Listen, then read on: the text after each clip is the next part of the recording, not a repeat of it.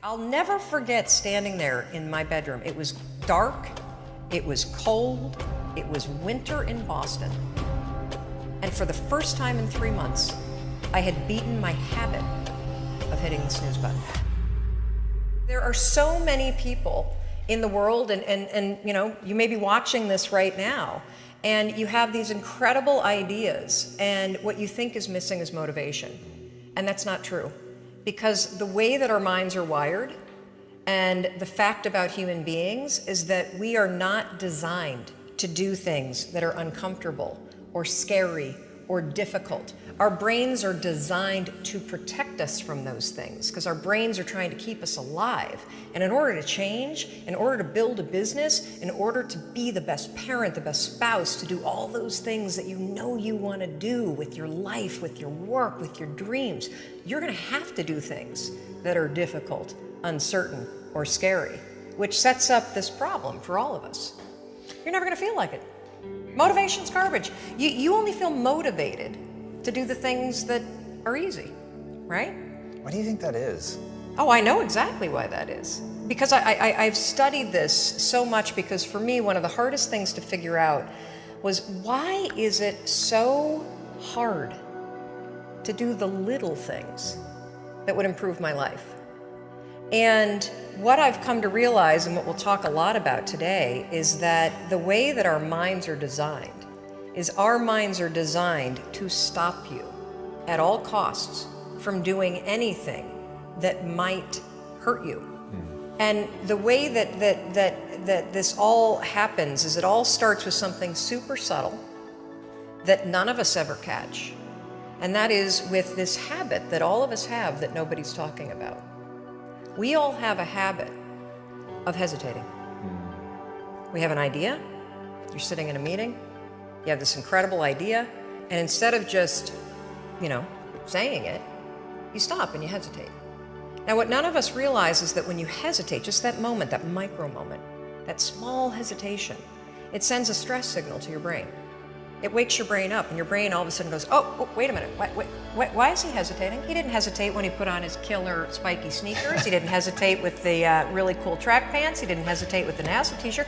Now he's hesitating to talk, something must be up. So then your brain goes to work to protect you. It has a million different ways to protect you. One of them is called the spotlight effect. It's a known phenomenon where your brain magnifies risk. Why? To pull you away from something that it perceives to be a problem.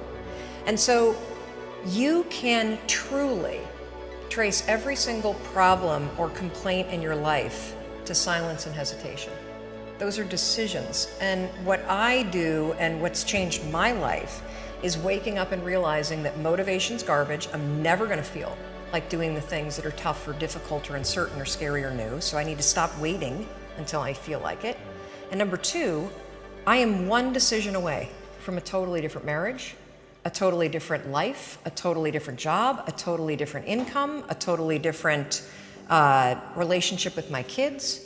Not like one decision, I'm divorcing you in the marriage example, but one decision on, you could be having a conversation with your spouse and you feel your emotions rise up, and within a tiny window, those emotions can take over and can impact how your marriage goes. Or you can learn how to take control of that micro moment and make a decision to act in a way that actually shifts your marriage. Your life comes down to your decisions, and if you change your decisions, you will change everything. I was 41 years old. I was unemployed. My husband had started a restaurant business, which was his dream. This is actually a funny story. When he got laid off from a big job in high tech, and I think he was really relieved. You know how a lot of us wait to quit our jobs and then we get laid off and we're like, yes. And he said, I'm not going to look for a job. I'm going to go into the restaurant business. And I think I said the most famous lines of our marriage at that point. I looked at him and I said, listen, buddy, inspiration is for strangers. You get your butt back to that job and you pay the mortgage. And again, micro moment where I'm being a jerk instead of being a supportive wife. But that's an example of where, when he said he was not going to go get a job, but he was going to start a business, the first thing that was there was fear. Right. And so fear was making the decision for me. God, I love that you can share that though. That's so powerful. Well, so what happened is the first restaurant was a home run. And of course, what do you do when things are successful? You grow it. You grow it really big. And so they decided to raise some money. And we threw in our home equity line, the kids' college savings. They tried to open a second and a third, and at the same point, a grocery store chain encouraged them to go into wholesale. So it basically got way too big, way too fast, and the wheels started to come off.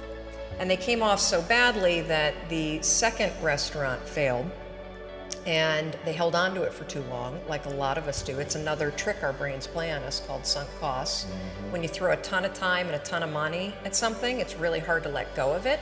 And if you haven't done it in business, we all have a relationship in our past, stayed way too long. That was a trick your brain played on you. So by the time that they closed the second restaurant, it was an $800,000 loss. Ooh. I mean, that meant our entire home equity line gone. Right. It meant kids' college. I get just choked up just thinking about how terrifying it was. And so I found myself at the age of 41, like just feeling like a complete failure. And so did Chris. And to make it worse, not only had we lost all of our savings, but so many friends and family members had invested. And so there was this real tension between the truth of what was happening and what you had to do in public, because it was a public business.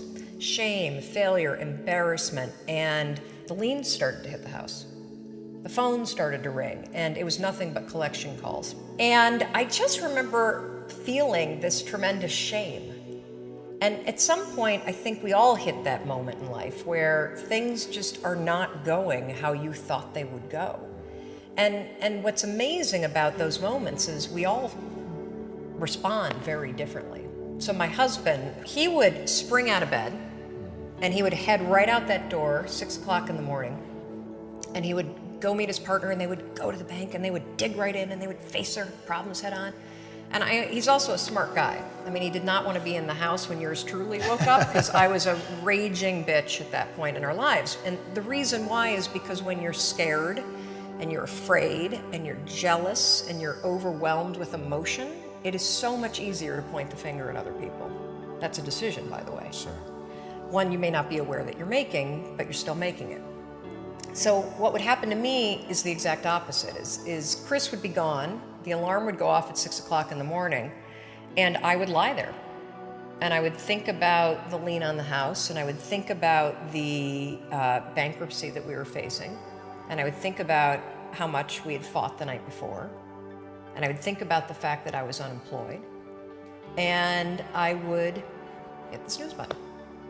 I mean, why would you get up when your life is like that? Why would you? I mean, I needed confidence, I needed courage. I was so tapped out. And you know, in the scheme of life, hitting the snooze button is not that big of a deal. But here's the thing about life.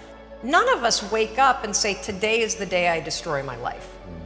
What we do is we kind of check out because it feels overwhelming. Or we check out because we're afraid. Or we check out because we start listening to self-doubt, and then we make these teeny tiny decisions all day long. We don't even realize it. Decision to not get up on time, a decision to not eat the right thing, a decision to snap at your kids, a decision to not speak in a meeting, a decision to not look for a job, a decision to not deal with your finances, a decision to not call your parents, like whatever it is. All day long, these tiny decisions that take you so far off track. And then you wake up like I did, and you look at your life and you think, how the hell did I get here? And more importantly, how do I get back over there? And you have no idea. And so I was so trapped. And I know from your story, you felt the same way. Like you knew that there was more in store for you, but you couldn't figure out, how do you close the gap? How do you find the power that's in you? How do you discover your greatness? How do you solve these problems? It feels so overwhelming when you can't. I mean, I would go to the grocery store and the items would scan, and I would be sitting there readying my excuse because there was no way that my check card was going to clear. Wow. So I got in this struggle with myself that a lot of us find ourselves in, and that is you get trapped in what I call the knowledge action gap. You know what to do, but you can't seem to make yourself do it, right? I mean, every one of us is one Google search away from a list of instructions that if you follow any of them, it will change your life. But how do you get out of your head and stop thinking about what you need to do and actually do it? And in my case, this stuff was pretty easy. Get up on time, make breakfast for the kids, get them on the bus, start looking for a job. Be nicer to Chris. Don't drink so much. Instead of isolating yourself, pick up the phone and call a friend. Get yourself out into the woods and go for a walk. Start running again. Like all these little things that I was capable of, but I couldn't get out of here. Could not get out of here. And if you're stuck, that's the problem. The problem is you're in your head, you're thinking. That is the universal problem. And it all starts with this knowledge of what to do, and then you hesitate and you think about whether or not you feel like doing it. So for a couple months, I was really stuck. Chris would get up at 6, I'd hit the snooze, and then I'd hit the snooze, and then I'd hit the snooze, the kids would miss the bus. And then every night I'd do the same thing. I'd go in bed. Have you ever had one of those nights? Probably before you started your company, but where you go in bed and you're like, all right, Tom, that's it. Tomorrow, it's the new me. Tomorrow, I'm gonna get up on time. I am gonna go to the gym. I am gonna look for a job. I'm not gonna drink so much. It's gonna be amazing. The new me, the future me. Woo! Let's do this, right? Then you go to bed, and you wake up 7 hours later, and you're like, I don't feel like the new me. It's the only, that's a stupid, see, motivation's garbage. It's never there when you need it. Ever, ever, ever, ever.